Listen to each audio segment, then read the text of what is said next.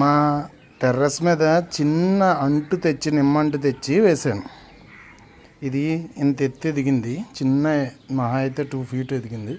కాయలు కాస్తుంది. ఇగో చిన్న చిన్న కాయలు ఇలా మొత్తం ప్రతి చోట కాయలు కాస్తుంది నిమ్మ చెట్టు.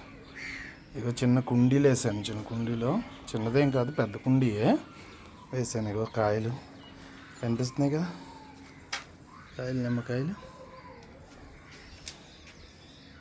పచ్చగా. ఇదో కాయలు టెర్రస్ మీద వేసాను అనమాట.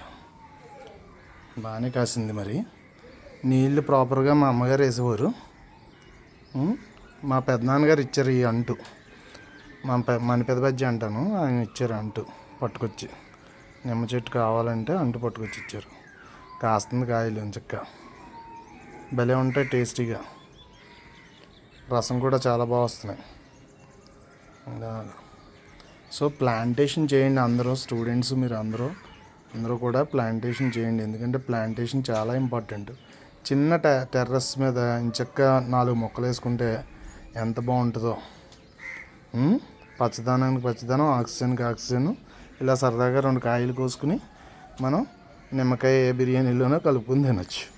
పిండుకొని బిర్యానీలోనో కూరల్లోనో ఎందులో కలుపుకుని తినొచ్చు. ఎందుకంటే మనం పెంచింది కదా, ఎంతో ఆతృత ఉంటుంది.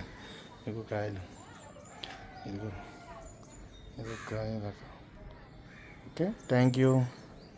Like the video, share the video, subscribe the channel.